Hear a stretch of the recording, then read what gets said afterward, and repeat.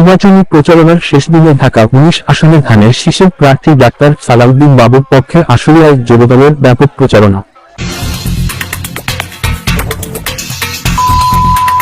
১২ ফেব্রুয়ারি ত্রয়োদশ জাতীয় সংসদ নির্বাচনকে সামনে রেখে ঢাকা ১৯ আসনে নির্বাচনী প্রচারণার শেষ মুহূর্তে ব্যস্ত সময় পার করছেন প্রার্থী ও সমর্থকেরা।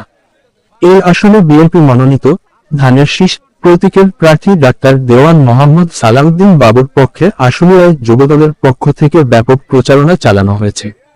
ঢাকা জেলা যুবদলের সাবেক যুগ্ম সাধারণ সম্পাদক ও আশুলিয়া থানা যুবদলের সাবেক সাধারণ সম্পাদক মোহাম্মদ তাইজুল ইসলাম তাজুলের দিক নির্দেশনায় ভোটকেন্দ্রে গিয়ে ভোট দিতে ভোটারদের আগ্রহ বাড়াতে ও কর্মী সমর্থকদের উজ্জীবিত করতে এবারের নির্বাচনের শেষবারের মতো ৯ ফেব্রুয়ারি ধানের শীষের লিফলেট বিতরণ ও বাবুর পক্ষে ব্যাপক গণসংযোগের উদ্যোগ নেন আশুলিয়া ইউনিয়ন যুবদলের সাবেক সহ সভাপতি মোহাম্মদ মোতালেব হোসেন মাতবর।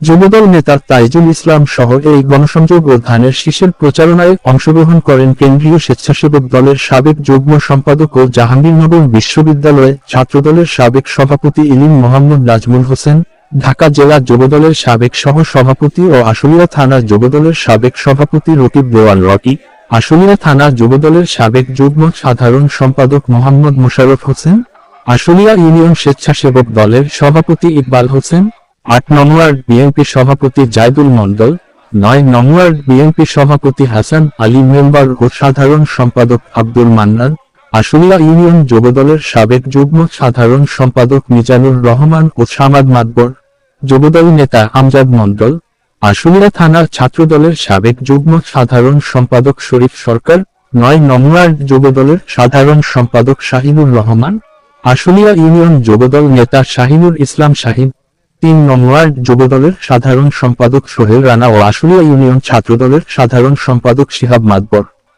গণসংযোগে অসংখ্য নেতাকর্মীর সম্মিলিত স্লোগানে মুখরিত হয়ে ওঠে হাটবাজার থেকে শুরু করে পাড়া মহল্লার অলিগলি। প্রচারণা শেষে সাধুপাড়ায় যুবদল নেতা মোতালেব হোসেন মাতবরের অফিস উদ্বোধন করা হয়। উদ্বোধনী অনুষ্ঠানে নেতাকর্মীদের উদ্দেশ্যে দিকনির্দেশনামূলক বক্তব্য রাখেন রকিব দেওয়ান রকি ও তাইজুল ইসলাম তাজুল।